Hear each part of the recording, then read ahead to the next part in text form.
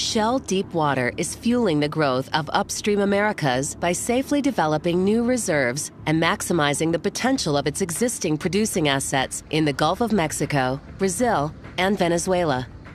Drilling a safe, deep-water well can take years of planning and preparation. After identifying potential oil and natural gas reservoirs beneath the seafloor using seismic technology, a drill site is selected. Shell geoscientists choose the drill site location on the seafloor based upon the safest well path that will encounter the targeted oil and natural gas. For an exploratory well, in water depths up to 9,000 feet deep, this seafloor location is generally directly above the reservoir. A drilling rig is required to drill a well. In deep water, the rig may be on one of three vessels: a drill ship, a semi-submersible vessel, or it may be part of a floating production platform. All rigs have a hoisting system to raise and lower the drill pipe and tools needed to drill the well, a blowout preventer or BOP stack, and a pumping system to circulate fluids in and out of the well while drilling. It's time to drill the hole or well bore using a drill bit. This initial step is called spudding in the well. The shallow sediments just below the seafloor are often very soft and loose. To keep the well from caving in and carry the weight of the wellhead, a large diameter base pipe or casing is drilled or jetted into place. The base pipe is assembled at the rig floor, and a drill bit connected to a drill pipe is run through the inside to the bottom of the casing. The entire assembly is lowered to the seafloor by the rig hoist. At the seafloor, the driller spuds the assembly into the seafloor sediments, then turns on the pump.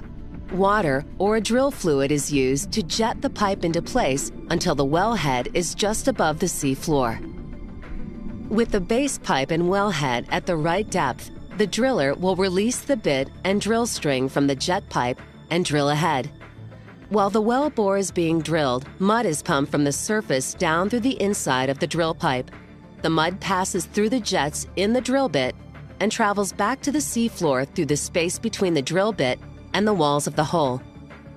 Drilling mud is used to 1. Lift rock cuttings from the hole, 2. Keep the drill bit cool and lubricated, and 3. Fill the well bore with fluid to equalize pressure and prevent water or other fluids in underground formations from flowing into the well bore during drilling.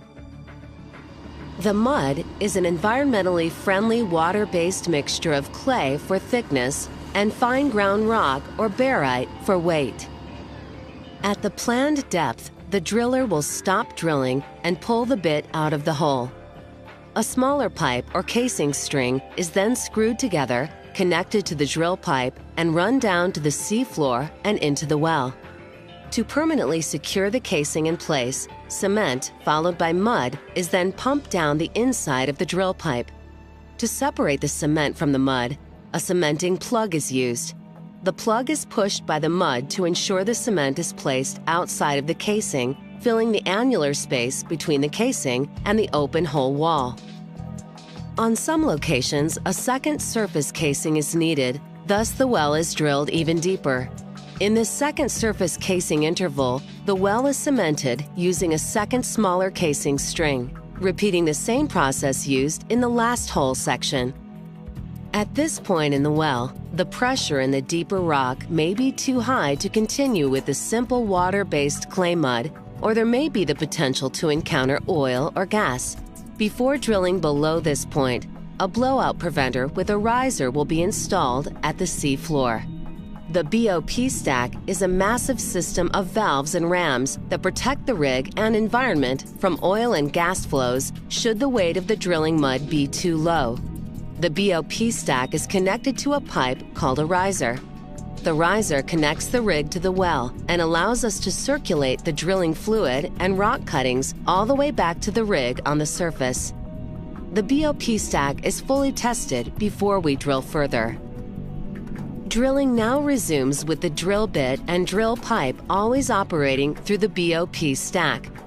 Just as we did further up the hole, casing strings are run and cemented in place when needed to cover up the open hole sections.